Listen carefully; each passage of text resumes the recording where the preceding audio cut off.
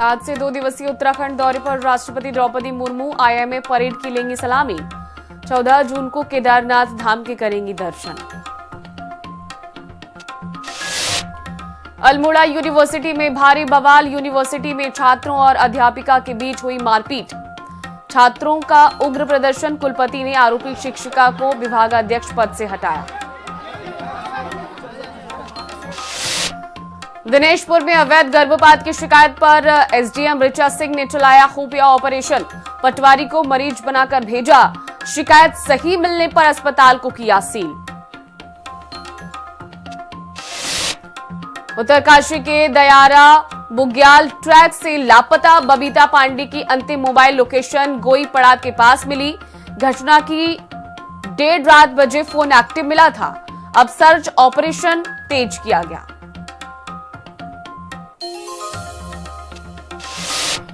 उत्तराखंड में बदला मौसम का मिजाज। कई स्थानों पर तेज हवाओं के साथ बारिश हुई। लोगों को भीषण गर्मी से मिली राहत। 5 जिलों में बारिश का अलर्ट जारी।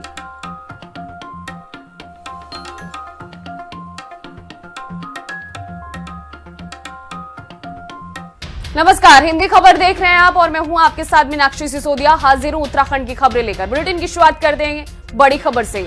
दिल्ली से बड़ी खबर है। नीति आयोग की बैठक हुई जिसमें प्रधानमंत्री नरेंद्र मोदी ने अध्यक्षता की। बता दें कि सीएम धामी भी बैठक में शामिल हुए। सीएम धामी ने राज्य का विजन रखा, राज्य के विकास का रोड मैप पेश किया और साथ ही हिमालयी राज्यों के लिए सीएम ने पैरवी भी की है।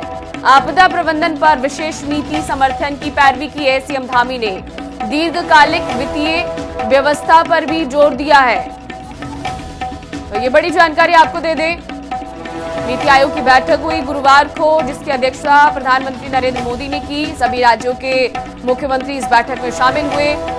उत्तराखंड का प्रतिनिधित्व करते हुए सीएम पुष्कर सिंह धामी नजर आए और इस बीच उन्होंने दीर्घकालिक वित्तीय व्यवस्था पर जोर दिया है।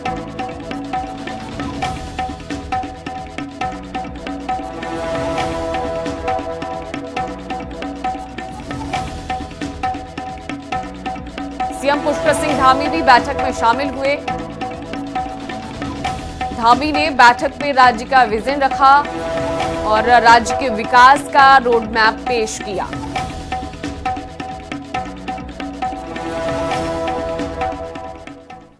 अब बड़ी अपडेट देहरादून से, जहां पर डॉक्टर भगवती प्रसाद भट्ट कुलपति नियुक्त किए गए हैं। उत्तराखंड औद्योगिकी एवं वानिकी विवि के कुलपति हैं। राज्यपाल रिटायर्ड जनरल गुरमीत सिंह ने नियुक्त किया है। Retired lieutenant general Bhagwati Prasad Bhatt कुलपति बने हैं। उत्तराखंड औद्योगिकी एवं वानिकी विवि के कुलपति हैं। राज्यपाल रिटायर्ड लेफ्टिनेंट जनरल ने इनको नियुक्त किया है। डॉक्टर भगवती प्रसाद कुलपति बने हैं।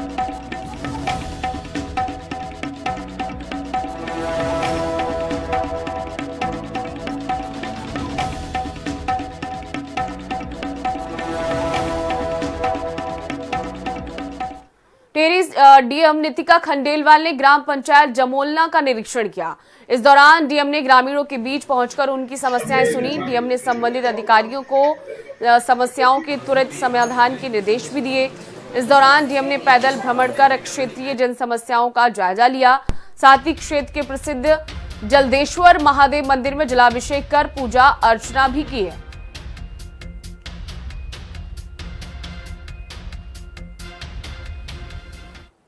बढ़ते आगे, देहरादून में स्वीप टीम की बड़ी लापरवाही सामने आने पर डॉक्टर आशीष चौहान, जो कि जिलाधिकारी हैं, उनका गुस्सा फूट पड़ा। निर्वाचन आयोग के महत्वपूर्ण एसआईआर कार्यक्रम के तहत जागरूकता रथ को हरी झंडी दिखाई जानी थी, लेकिन जब डीएम मौके पर पहुंचे तो वहां तैयारियां आधी अधूरी मिली। अधिकारियों की इस घोर लापरवाही पर बिफरते हुए जिलाधिकारी ने अधिकारियों को कड़ी फटकार लगाई और पूरे कार्यक्रम को ही रद्द कर दिया। डीएम ने सख्त लहजे में 2 दिन के बाद पूरी तैयारी के साथ दोबारा आयोजन के निर्देश दिए हैं।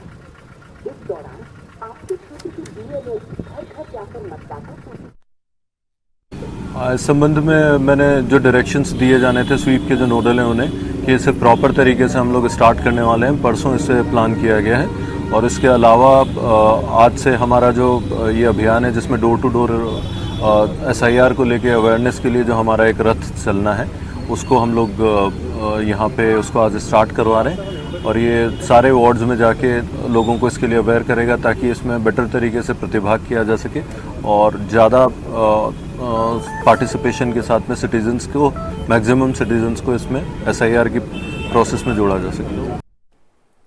रुद्रप्रयाग विधानसभा क्षेत्र के खलियान, बांगर और पुजार गांव के प्राकृतिक आपदा का कहर देखने को मिला है। भारी बारिश के बाद आई आपदा में किसानों की नकदी फसलें और सब्जियां पूरी तरह तबाह हो गई है।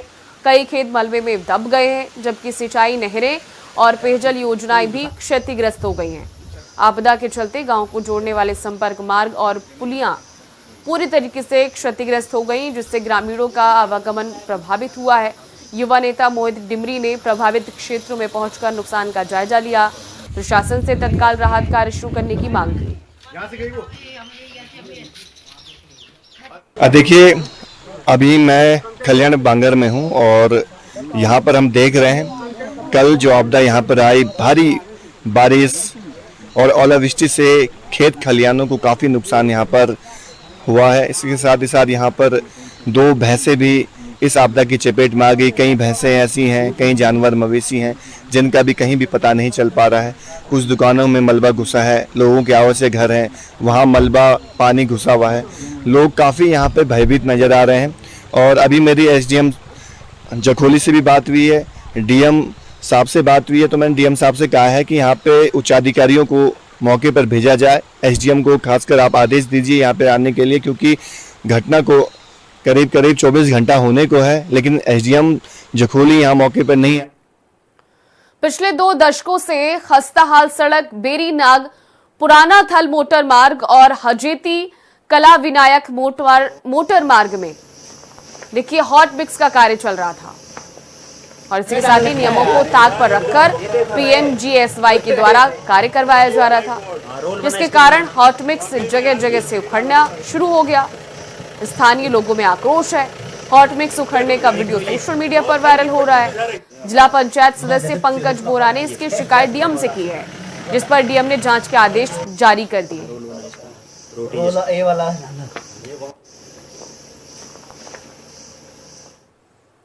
पर्यटन सीजन में जाम की समस्या से जूझने वाली मसूरी को जल्द बड़ी राहत मिल सकती है। शहर को जाम मुक्त बनाने के लिए प्रशासन ने गुरुवार को अलग अलग पहाड़ी मार्गों पर ई-रिक्शा का सफल ट्रायल किया है। SDM राहुल आनंद और ARTO चारू पंत मिश्रा की मौजूदगी में तीखी चढ़ाइयों पर ई-रिक्शा की क्षमता को परखा गया। इसका प्रदर्शन संतोषजनक रहा। प्रशासन अब पार्किंग स्थलों से माल रोड और कंपनी गार्डन तक ई-रिक्शा शटल सेवा शुरू करने के लिए नियमावली तैयार कर रहा है।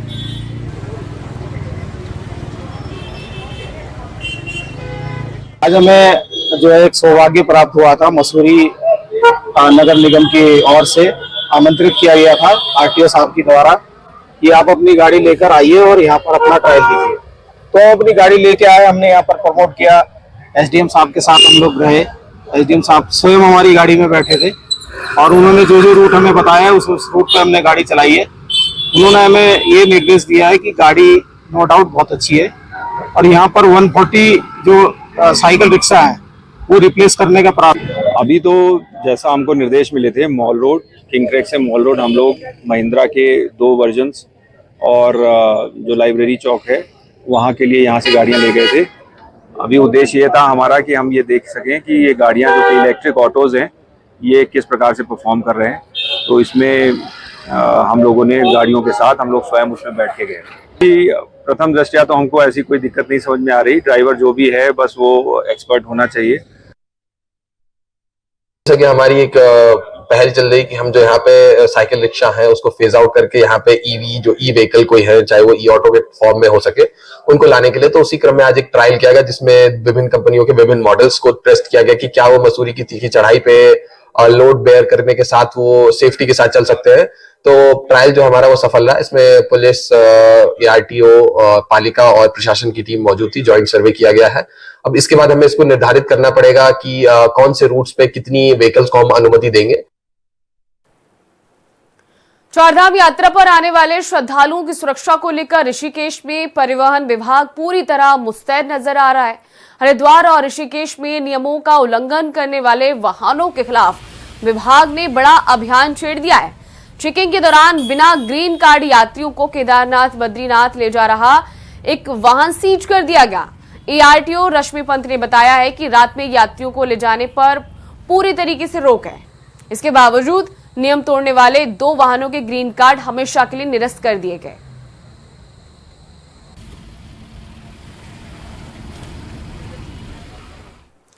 श्यामपुर फायरिंग मामले में गिरफ्तार होकर जेल गए मुख्य आरोपी वसीम के भाई नसीम को भी पुलिस और SOG की टीम ने धर दबोचा है, गिरफ्तार कर लिया है। आरोपी जेल में बंद भाई की पैरवी के लिए ऋषिकेश पहुंचा था। 25,000 रुपए का इनामी और बिहार के सीतामढ़ी जिले में लूट और हत्या की वारदात में भी आरोपी शामिल थे।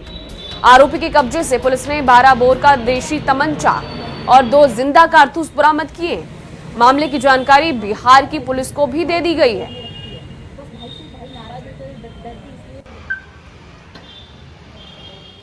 ऋषिकेश के श्यामपुर में फायरिंग कर दहशत फैलाने वाले बदमाशों को पकड़ने वाली पुलिस और SOG टीम को ग्रामीणों ने सम्मानित किया। सम्मान समारोह के दौरान ग्रामीणों ने पुलिस को कानून व्यवस्था सुधारने के कई अहम सुझाव भी दिए। पुलिस ने क्षेत्र में गश्त बढ़ाने और नशे के खिलाफ कड़ा एक्शन लेने का भरोसा दिया। साथ ही पुलिस ने स्थानीय लोगों से अपील की है कि वे बाहरी लोगों और किराएदारों का पुलिस वेरिफिकेशन जरूर कराएं, पुलिस सत्यापन जरूर कराएं ताकि अपराध पर लगाम लगाया जा सके।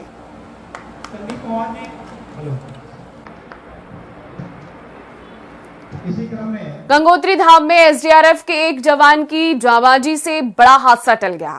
गंगा स्नान के दौरान अचानक संतुलन बिगड़ने से छत्तीसगढ़ के 77 वर्षीय श्रद्धालु तेज धारा में बहने लगे। घाट पर तैनात SDRF कांस्टेबल नवीन पोखरिया ने बिना वक्त गवाए अपनी जान जोखिम में डाली और रस्सी के सहारे उफनती गंगा में छलांग लगा दी। जवान ने कड़ी मशक्कत के बाद बुजुर्ग को सुरक्षित बाहर निकाल लिया। ये पूरी घटना CCTV कैमरे में भी कैद हो गई।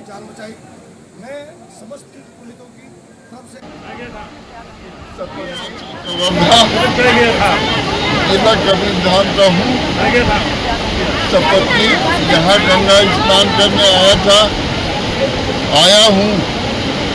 मैं घाट को समझ नहीं पाया। बचपने में खूब तैरता था, नोक में बह गया। यहाँ की पुलिस और जवानों ने मेरी प्राण रक्षा की, अपनी जान पे खेल के।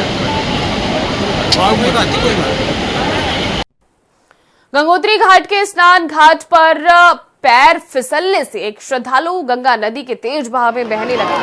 घाट पर तैनात SDRF जवान नवीन पोखरियाल ने अपनी जान की परवाह ना करते हुए उफनती नदी में छलांग लगा दी और यात्री को सुरक्षित बाहर निकाल लिया। इस बहादुरी के लिए गंगा पुरोहितों ने जवान को सम्मानित भी किया। हालांकि पुरोहितों ने सिंचाई विभाग को सुरक्षित घाट न बनाने का आरोप लगाते हुए नाराजगी भी जताई। वहीं पुलिस ने श्रद्धालुओं से नदी में न उतरने की अपील की।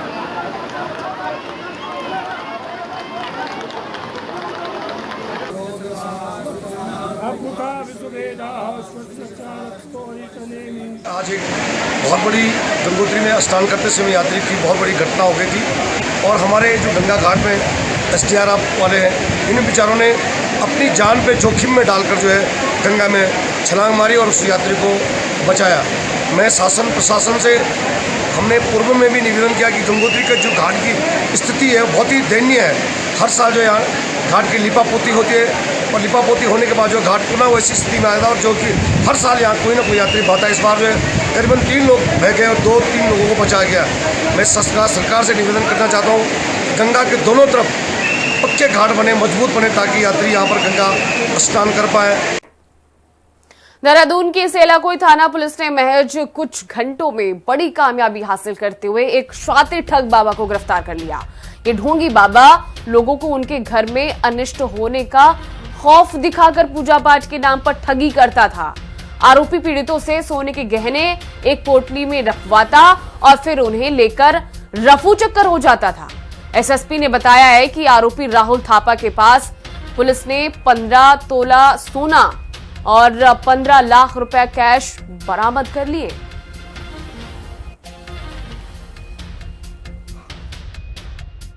थाना सेलाकुई पुलिस और सीओ सहसपुर के नेतृत्व में एक टीम इसमें बनाई गई थी, जिसमें सभी पहलुओं की जांच की गई थी। उसमें जो हमारे मुख्य अभियुक्त हैं राहुल थापा, इनको पुलिस ने जब बुला के सख्ती से पूछताछ की तो इनके द्वारा इस प्रकार की घटना जिसमें इस प्रकार का पैसा का चोरी करना और जो भी इनके अनुयायी हैं उनको झांसे में लाके इस तरीके से हरकतों को करना स्वीकार किया और इनके द्वारा जो भी ये सामग्री चोरी की गई थी उसमें से कुछ को गला के करीब 150 ग्राम सोना इनसे प्राप्त हुआ, करीब 15 तोला से ऊपर, और करीब 5 लाख रुपए जो इन्होंने इससे बेच दिया था वो अभी बरामद हुआ है। कुछ अन्य जगह पे इनके द्वारा सोना बेचा गया है, बीपीसीआर में लाके उनसे भी पूछताछ की जानी है। तो इस प्रकार से एक गैंग के लीडर के तौर पे इनके द्वारा ये घटनाएं लगातार की जा रही थी। इस संबंध में और भी शिकायतें हमें प्राप्त हो रही हैं, धीरे धीरे उस पर भी आगे कार्रवाई की जाएगी। बद्रीनाथ से हरिद्वार जा रही एक श्रद्धालु बस सुबह लगभग हादसे का शिकार होने से बाल बाल बच गई। बद्रीनाथ से लगभग 20 किलोमीटर आगे बिना कुली गांव के पास अचानक बस ब्रेक फेल हो गई। बस में झारखंड के रहने वाले श्रद्धालु सवार थे। घटना की सूचना मिलते ही थाना चौकी से 23वीं वाहिनी आईटीबीपी की टीम ने मौके पर पहुंचकर राहत बचाव कार्य शुरू किया। राहत की बात यह रही कि इस घटना में सभी यात्री सुरक्षित हैं।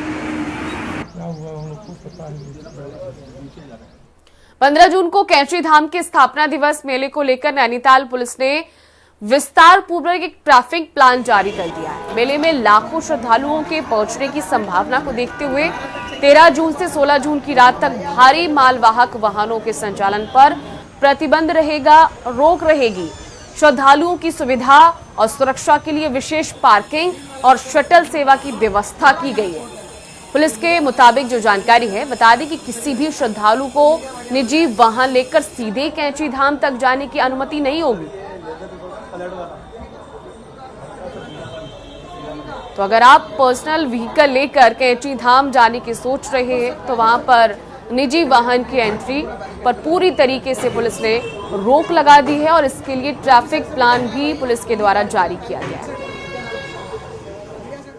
वर्ष 2026 का कैंचीधाम मेला जो है बहुत विशाल स्वरूप ले चुका है। विगत कई वर्षों से ये जो है पूरा इंडिया में हाईली पॉपुलर है और बहुत ज़्यादा उसकी जो है एक तरीके से पॉपुलैरिटी है और आस्था का विषय है।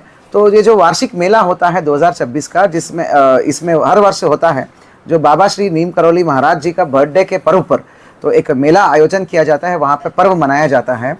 तो विगत कई वर्षों से बहुत भारी स्वरूप ले चुका है। इसको लेकर हमारा जॉइंट पुलिस और प्रशासन का जो है विभिन्न बैठकें हो चुका है। मैंने और डीएम साहब ने मिलके और संयुक्त बैठक मौका मायना सब हो चुका है। आईजी महोदया और हमारा कमिश्नर साहब का मौका मायना हो चुका है। डीजीपी साहब, चीफ सेक्रेटरी साहब और मुख्यमंत्री महोदय के अध्यक्षता में इसका मीटिंगें हो चुका है, वीसी हो चुका है। उत्तरकाशी के बड़कोट में चारधाम यात्रा पर आए कर्नाटक के श्रद्धालुओं, स्थानीय होटल व्यवसायी और वाहन मालिक के साथ ट्रेवल्स एजेंट की कथित धोखाधड़ी का मामला सामने आया है। समय रहते बड़कोट कोतवाली पुलिस ने हस्तक्षेप करते हुए होटल व्यवसायी का बकाया भुगतान कराया। साथ ही श्रद्धालुओं की आगे की यात्रा भी सुचारू रूप से जारी रखने का भरोसा दिलाया गया। पीड़ित तीर्थयात्रियों ने पुलिस की तत्परता और सहयोग के लिए आभार व्यक्त किया है। एजेंट है ना विशाल और कार्तिक, उसको पैसे डाला था मैं, वो तो सब लोगों को झूठ बोल रहा, इधर पैसे डाल दिया मैं ऐसे करके, इसलिए तो मीडिया और पॉलिटिशियन के आया था मैं, तो तुम हेल्प करना मेरे को। कितनी प्रॉब्लम हो रही है?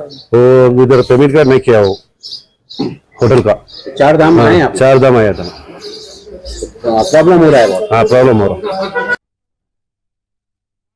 हमने बुकिंग करवा रखी थी संपूर्ण यात्रा नाम से, कार्तिक ठाकुर है वो एजेंट का नाम। तो हमने पे किए थे 3,33,000 और फुल पेमेंट करके आए थे। अभी हम आए थे बारकोट में, यहाँ पे होटल वालों के बुकिंग का पेमेंट नहीं किया, बस वालों को भी नहीं किया, ये हमको रोक रखे हैं यहाँ पे। तो हमें डर लग रहा है कि आगे 4 धाम में भी यही होगा तो हम क्या करेंगे। उत्तरकाशी के दयारा बुग्याल से लापता रामनगर निवासी युवती बबीता पांडे का 13 दिनों बाद भी कोई सुराग नहीं मिला। पुलिस प्रशासन के साथ ही एसडीआरएफ, एनडीआरएफ और अन्य एजेंसियां बबीता की तलाश में जुटे हुए हैं, लेकिन बबीता को कोई ढूंढ नहीं पाया है, बबीता का कोई सुराग नहीं मिल पाया है, जिस पर कांग्रेस ने सरकार पर सवाल उठाए हैं। कांग्रेस ने कहा है कि लापता युवती का पता लगाने में नाकामी से देश दुनिया में गलत संदेश जा रहा है।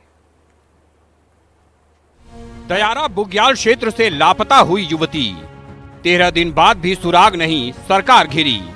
धामी सरकार पर जमकर बरसी कांग्रेस, देश दुनिया में जा रहा गलत संदेश। उत्तरकाशी के प्रसिद्ध ट्रैक दयारा बुग्याल क्षेत्र से 29 मई की रात बेस कैंप गोई से लापता हुई नैनीताल जिले के रामनगर निवासी युवती बबीता पांडे का अब तक कोई सुराग नहीं लग पाया है। Police, SDRF, NDRF, ITBP, one विभाग और स्थानीय स्वयंसेवक लगातार बबीता की तलाश में जुटे हुए हैं। 29 मई की रात बबीता अपने साथियों के साथ गोई बेस कैंप में रुकी थीं। बताया जा रहा है कि कैंप में उस रात 15 से 16 टेंट और करीब 60-70 लोग मौजूद थे। चर्चा है कि किसी बात को लेकर वो साथियों से अलग होकर कुछ दूरी पर चली गई थीं, जिसके बाद से बबीता लापता हैं। लापता बबीता की तलाश में प्रशासन की ओर से व्यापक सर्च अभियान चलाया जा रहा है। इलाके में ड्रोन, डॉग स्क्वाड, हेलीकॉप्टर और आधुनिक तकनीक की मदद से लगातार खोजबीन की जा रही है, लेकिन बबीता का कुछ पता नहीं लग पाया है। बबीता के लापता होने से उनके परिजन आशंकित हैं। बबीता की मां और भाई ने रो रो कर धामी सरकार से बबीता का जल्दी पता लगाने की गुहार लगाई है। वहीं इतने लंबे समय तक सर्च अभियान के बावजूद बबीता का पता लगाने में नाकामी पर कांग्रेस ने सवाल उठाए हैं। कांग्रेस का कहना है कि सरकार की ओर से शुरू में सर्च अभियान में तेजी नहीं दिखाई गई, जिसका परिणाम ये है कि लापता युवती का अब तक कुछ पता नहीं चल पाया है। कांग्रेस ने कहा कि इससे देश दुनिया में भी उत्तराखंड को लेकर गलत संदेश जा रहा है। वहीं बीजेपी का कहना है कि लापता बबीता का पता लगाने में कोई कसर छोड़ी नहीं गई है और सरकार का प्रयास है कि उन्हें सुरक्षित उनके परिवार तक पहुंचाया जाए। और मैं समझता हूं कि उत्तराखंड के 25 साल बाद भी अगर ये स्थिति आज बनी हुई है तो कहीं ना कहीं बहुत ही गलत मैसेज जो है पूरे भारत में, पूरे विश्व में जा रहा है कि कहीं ना कहीं हम लोग फेलियर हैं। मेरा ये कहना है कि जो तमाम लोग लगातार मैं पिछले 11-12 दिन से बयान पे बयान सुन रहा हूँ, देख रहा हूँ, कह रहे हैं कि हम ढूंढ रहे हैं, तमाम जगह हमने, भाई आखिर उस ट्रैक पर, जिस ट्रैक पर वो निकली थी, उस ट्रैक पर अगर आप इतनी सावधानी पूर्वक उनको नहीं देख पा रहे हैं और नहीं ढूंढ पा रहे तो कहीं ना कहीं सीधे सीधे तौर पर ये सरकार का फेलियर है। और मैं समझता हूँ कि सीमित समय के अंदर आपने अगर कार्रवाई की होती, अगर पहले ही दिन से अगर आपने समय से पहले कार्रवाई कर दी होती तो मैं समझता हूँ कि आज ये स्थिति नहीं बनती। लगातार लापरवाही सरकार करती है और उसके बाद फिर कहीं ना कहीं उसका नुकसान जो है आम व्यक्ति को उठाना पड़ता है। बड़े दुख की बात है कि काफ़ी समय होने पर भी अभी तक उसका पता नहीं चल पाया है और सरकार भी लगातार चिंतित है कि कैसे उसके बारे में जानकारी जुटाई जा सके। हम ये तो कह नहीं सकते, जैसे लोग कह रहे हैं उसका शव नहीं मिला, हम क्यों ये कामना करें कि उसको वो आज हमारे बीच में नहीं है। हमें ये चाहेंगे कि वो जिंदा हो, जहाँ भी वो सुरक्षित हो और जल्दी जल्दी हमारे बीच में हो। बबीता की तलाश में खोज अभियान जंगलों और ट्रैकिंग मार्गों के साथ उन जल स्रोतों तक भी पहुंच चुका है जहां किसी दुर्घटना की आशंका हो सकती है। इसके बावजूद अब तक कोई ठोस सुराग हाथ नहीं लगा है, जिससे रहस्य और गहराता जा रहा है। वहीं इससे ये सवाल भी उठ रहा है कि क्या बबीता का अपहरण किया गया है या उनके साथ कोई अनहोनी घटना हुई है। इससे ये सवाल भी उठ रहा है कि आखिर उत्तराखंड में ट्रैकिंग और साहसिक पर्यटन कितना सुरक्षित है। बीतते समय के साथ सवालों और अटकलों की फेरहिस्त लंबी होती जा रही है। बबीता के लापता होने के मामले से सरकार पर दबाव भी बढ़ रहा है। देखना होगा कि बबीता का पता लगाने में कब तक सफलता मिलती है, जिससे इन तमाम सवालों का जवाब मिल सके और अटकलों पर विराम लग सके।